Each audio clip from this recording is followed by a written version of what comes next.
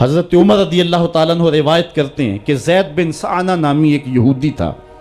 جس کو حضور نے قرض دینا تھا۔ آقا کریم علیہ الصلوۃ والسلام دو جہاں کے مالک ہیں، لیکن حضور کا فقر اختیاری تھا۔ آقا کریم علیہ السلام کے گھر میں بسا اوقات کتنے دن چولہا نہیں جلا کرتا تھا۔ حضور ادھار لے کر کے لوگوں کی مصیبتوں کو بھی دور کرتے، اور گھر کا چولہا بھی بعض اوقات ادھار لے کے گرم کرنا پڑتا۔ اعلیٰ حضرت فرماتے ہیں مال کے کونین ہیں گو پاس کچھ رکھتے نہیں، دو جہاں کی نعمتیں ہیں ان کے خالی ہاتھ میں۔ تو کہتے ہیں کہ ایک دن حضور علیہ السلام کی خدمت میں ایک شخص حاضر ہوا جس کا نام زید بن سعنہ ہے اور یہودی ہے، اور اس نے حضور علیہ السلام سے قرض کا تقاضا کیا، لیکن تقاضا اتنے سخت انداز سے کیا کہ اس نے حضور علیہ السلام کی قمیص کو پکڑ کے کھینچا بھی۔ تو حضرت عمر رضی اللہ تعالیٰ عنہ نے جب دیکھا تو بڑے گھور کے اس کی جانب دیکھا اور اس کو پیچھے ہٹاتے ہوئے کہا کہ تجھے شرم نہیں آ رہی کہ اللہ کے رسول کے ساتھ کیسے سلوک کر رہا ہے اور میں تیرے سامنے موجود ہوں؟ تو حضرت نبی رحمت صلی اللہ علیہ وسلم نے حضرت عمر کو کہا عمر مجھے تجھ سے اس بات کی توقع نہیں تھی۔ ذرا غور کیجئے حضور علیہ السلام کی اس سیرت کے انداز کو۔ ایک شخص آ رہا ہے اور حضور سے سختی کر رہا ہے، ابھی حضور کو قرض لٹانے کی جو تاریخ ہے اس میں بھی 4 دن باقی رہتے ہیں، اور وہ ناجائز سختی کر رہا ہے۔ حضرت عمر رضی اللہ تعالیٰ عنہ نے جب اس کو گھورا اور سختی کی تو حضور علیہ السلام نے فرمایا عمر مجھے تیرے سے اس بات کی توقع نہیں تھی، تمہارا کام تو یہ تھا کہ مجھے حسن ادا کی تلقین کرتے کہ اچھے انداز سے قرض واپس کرو، اور اس کو جو ہے وہ نرمی کی تلقین کرتے، اور پھر آقا کریم علیہ السلام نے فرمایا اس کا قرض ادا کر دو، اور اے عمر جو تم نے اس کو گھورا ہے اس کے بدلے میں 20 وسق زیادہ کھجوریں بھی تم اس کو دو گے۔ تو زید بن سعنہ نے جب حضور علیہ السلام کی اس سیرت اور اس کردار کو دیکھا، اور حضرت عمر رضی اللہ تعالیٰ عنہ 20 وسق اس کو کھجوریں دے رہے تھے، تو اس نے حضرت عمر کو بتایا کہ میں یہودی ہوں اور میں نے تورات کے اندر نبی آخر الزماں کی شان اور عظمتوں کے بیان کو پڑھا ہے، یہ بات ابھی رہ گئی تھی، باقی ساری نشانیاں میں نے حضور میں دیکھ لی تھی، اب یہ نشانی رہ گئی تھی، آج میں نے یہ بھی دیکھ لی۔ اور پھر وہ حضور کی خدمت میں حاضر ہو کر اسلام کے دائرے میں داخل ہو کر حضور کا عبدی غلام بن۔ حضرت معاذ بن جبل رضی اللہ تعالیٰ عنہ فرماتے ہیں کہ ایک دن حضور گلی سے گزر رہے تھے اور میں ایک جانور کی کھال اتار رہا تھا، اور مجھے کھال اتارنے کا طریقہ نہیں تھا، مجبوراً مجھے کھال اتارنا پڑی۔ تو حضور گزرے تو مجھے دیکھا کہ معاذ بن جبل کو کھال اتارنا نہیں آ رہی، تو حضور رک گئے اور آقا کریم نے فرمایا معاذ ٹھہرو ذرا میں تمہیں بتاتا ہوں کہ بکری کی کھال کیسے اتاری جاتی۔ اور آقا کریم آگے بڑھے اور حضور نے خود جو ہے وہ کھال اتاری، اور پھر مجھے فرمایا معاذ ایسے کھال اتارا کرتے ہیں۔ آج ہم اپنے بڑے پن کو اور اپنی عظمت کو اس انداز سے لوگوں کے سامنے رکھنا چاہتے ہیں کہ ہم جو ہے وہ ٹشو کا ایک ٹکڑا بھی نہیں پکڑ سکتے، اور وہ بھی پکڑانے کے لیے ہمارے پاس ایک خادم موجود ہوتا ہے۔ لیکن آقا کریم علیہ السلام کی زندگی اور حضور علیہ السلام کی سیرت کی سادگی کا حسن اور جمال یہ ہے کہ حضور اپنے کپڑوں کو خود مرمت کر لیتے ہیں اور اپنے دیگر کام خود کرتے ہیں اور بطیب خاطر کرتے ہیں، اور اس میں کوئی چیز اپنے لیے شرمندگی کی محسوس نہیں کرتے ہیں۔ حضرت حسن رضی اللہ تعالی عنہ حضور علیہ السلام کے نواسے بھی ہیں اور آقا کریم علیہ السلام کی صحابیت کا شرف بھی پایا ہے۔ کہتے ہیں کہ کانا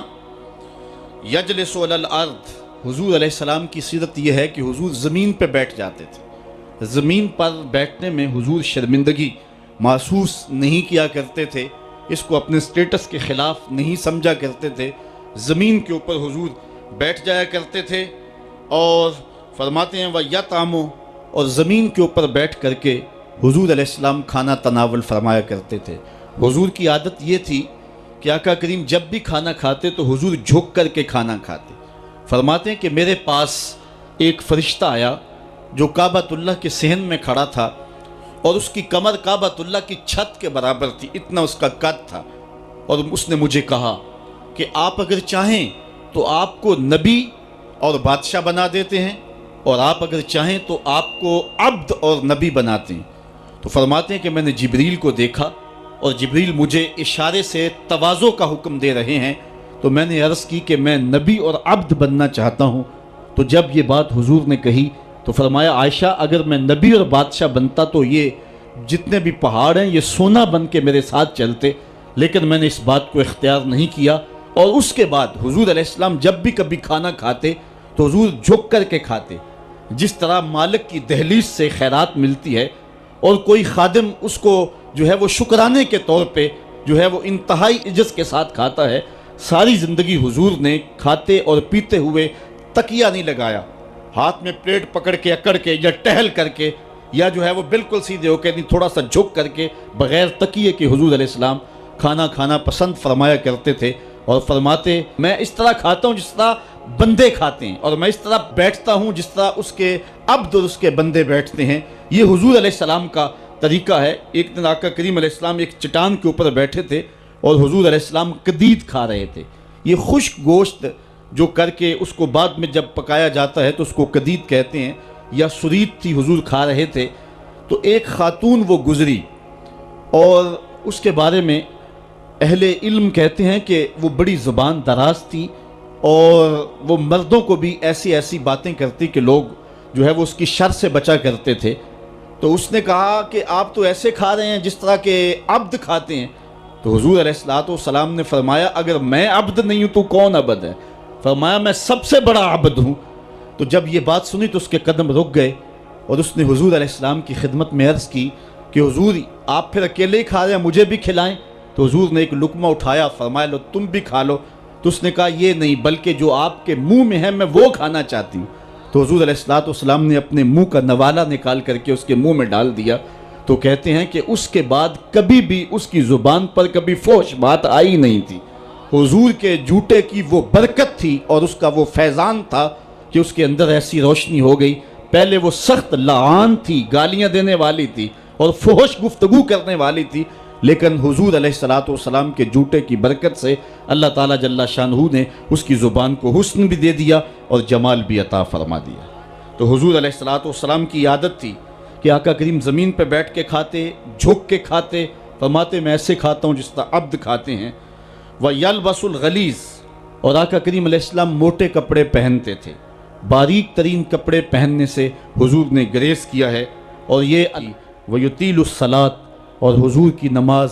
لمبی ہوا کرتی تھی۔ وَيُقَصِّرُ الْخُطْبَةَ، اور خطبہ حضور مختصر فرمایا کرتے تھے۔ وَلَا يَانِفُ أَن يَمْشِيَ مَعَ الْأَرْمَلَةِ وَالْمِسْكِينِ فَيَقْضِي لَهُ الْحَاجَةَ، اور حضور علیہ السلام اس بات میں کوئی شرمندگی محسوس نہیں کیا کرتے تھے کسی مسکین، کسی لاچار،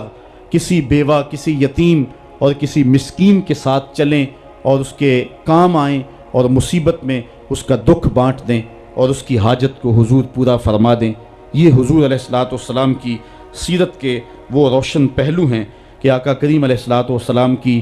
سیرت زمانے کے سامنے ایسا نور بانٹتی ہے، ایسے اجالے پھیلاتی ہے۔ ایک شخص نے حضور علیہ السلام سے وعدہ کیا کہ آپ یہاں رکیں اور میں ابھی آتا ہوں، تو آقا کریم علیہ السلام اس کے انتظار میں وہاں رکے۔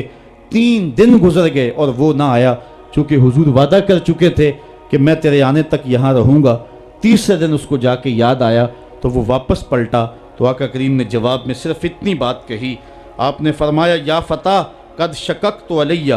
اے نوجوان تو نے تو مجھ کو مشقت میں ڈال دیا۔